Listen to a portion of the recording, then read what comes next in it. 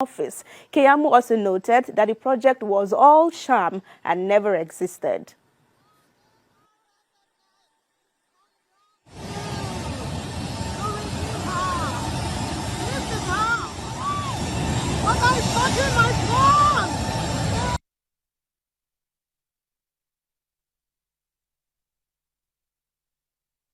It was not Air Nigeria. That is the truth. There was not an Air Nigeria. It was only painted Air Nigeria. It was an Ethiopian airline trying to fly our flag.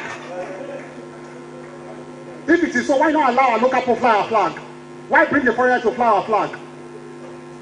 So nobody should deceive that it was Air Nigeria. Air Nigeria must be indigenous, must be wholly Nigeria, or must be for the full benefits of Nigeria. Not that 60% of the profit was another country. How does that benefit us? How? It remains suspended. It remains so.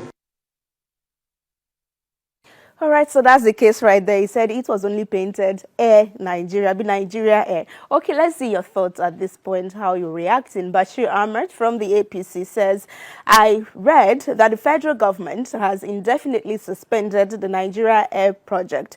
I do hope that after thorough review and consideration, the administration will resuscitate the project as it is in the best interest of Nigeria. Also in reaction to this on X2, Shegun says, picture, Nigeria with no national carrier has 10 aircraft in its presidential fleet. Crazy, eh? Meanwhile, Buhari and his aviation minister Hadi Sirika conned Nigeria over 85 billion naira, that is $57 million, in their bid to resurrect Nigeria carrier, Nigeria Air. With this indefinite suspension of the Air Nigeria project by Tinubu's federal government, is there any hope for Nigerian Air in the future? A question there, but of concern is this user who says we can't avoid or afford, I guess, to lose all the money spent on that fake logo. Please let that former minister return those money. Well, he's in court, so apparently maybe he will return the money if he's found guilty. Maybe the project ever existed. Maybe it was not just all painting. You know that when that car came to Nigeria, the interior was not snapped. We didn't get to see it because inside was one country, outside was another country, Nigeria. Apparently, we just paid for the painting, as you heard. Well, we'll move away from that to say that a cry for help video on social media is seeking intervention of well-meaning Nigerians in what should be a school in one of the northeastern states in Nigeria. Now, in the 2 minutes clip, we hear that the entire school, primary and secondary combined, is manned by just a teacher. Yes. This is DS1 class, and then this is what? Primary what? This is primary 4 and 5. Please come close. Let us see the building. Let us see the board. This is primary 4 and 5, and then we will go to the other classes. Please let us see the building. This is what they have as building, and then we have primary 3 and 4 here. This is primary 3 and 4. We have the primary 1 here, the KG, and then there we have primary what here? Primary 1 is here, and KG, okay? And then it may interest you to know that this is a school that is under the state government. Like I said, it's one of the states in northeast Nigeria. I wouldn't want to mention the states, so that the state will not see us as putting them in bad light. We are calling on well-meaning Nigerians to support these children.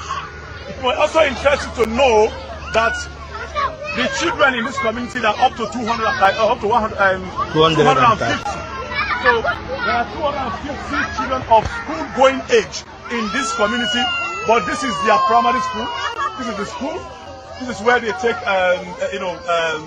their teaching. And then, one surprising thing is that there is only one teacher in this school.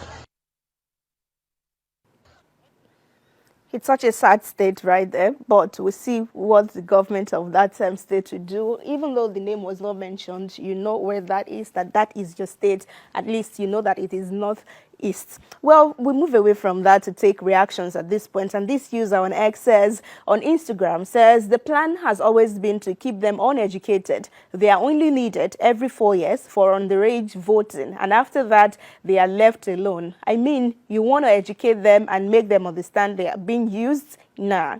And then more reactions to this development coming from these users who says, in a country that is giving 90 billion naira for pilgrimage, what a misplaced priority. And Baka says, Reno will write that Obi is the cause of this and is wherever he is out of Nigeria. If it doesn't write, make I bend. All right, we'll be waiting for you to bend or remain straight. And it's Winnie says, and there is a human being representing this constituency in the Senate, National Assembly. Absolutely, there is, because every state is represented. But we'll take our final story, which is that of a content creator that has been identified as Stanley Okorowa. He has been arrested by the Nigeria police for allegedly defaming a businessman, Emeka Okonkwo, who is famously known as E-Money. Well, the blogger had in a viral video accused the businessman of having illicit affairs with the wife of the late Nollywood actor, Junior Pope, and also being responsible for his death. Well, the suspect, who was paraded before newsmen on Monday in Lagos, confessed to the crime, saying that he used the offending video to boost his followership online. Okay, I made that video out of trying to grow my page. I wasn't having any other bad intention to spoil Imoni's name. I was just making that video. I didn't even think the video would go to that extent. I know the video was very wrong for me to make such a video, but I didn't know the video was going to escalate to that extent. So I made everything in that video was not true. There's nothing like that. I was just trying to make that video in order to maybe go popular or maybe have the opportunity to see Sir Imoni one-on-one, but I didn't know it was going to escalate to this extent. And regarding the money, I've not made any money. My Facebook page is not monetized. So the page is not monetized, so I haven't made anything, or I did not make anything from the money. Well, to think that that's how he thought he could make money, monetize his page, get viewership and all of that. But let's see how Nigerians are reacting to this. It's Wendy says, I hope this whole monetization thing doesn't end up causing more harm than good, because how can you use someone's pain and misery to grow or succeed? And in another reaction, this user says, if everybody says, I am sorry, and is forgiven just like that with no punishment, tomorrow others like him would do same thing again. People can't just go about defaming people's name unnecessarily. There should be some kind of punishment for this. And final thought on this story today is coming from Blessing, who says he knew exactly what he was doing. Didn't he see the ones that happened before him? The mentality is do it and later apologize. They will let you go, but then you have become popular. Jail him. Is only E-Money. He tarnished his Is it only E-Money tarnished his image here? How about Junior Pope's widow? Someone who is grieving and she has kids that will grow up tomorrow to watch these videos. Why are people so wicked? That's a good note, I guess, to leave it, because how are people so wicked? And why do you think that you have to defame people for views? And then this video was trending yesterday of the senior pastor, general overseer of Deeper Life, of he relocating to the United States, even though he has been preaching that people should remain in Nigeria and make sure that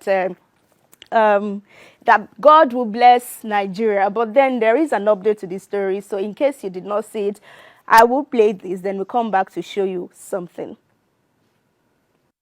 I'm from Nigeria, but I'm based in London, United Kingdom now. We belong to the Deeper Life Bible Church, and the Bible Church started 1973 by with 15 people, but now in Nigeria we're about 1 million in membership, and then we're in about 60 countries all over the world.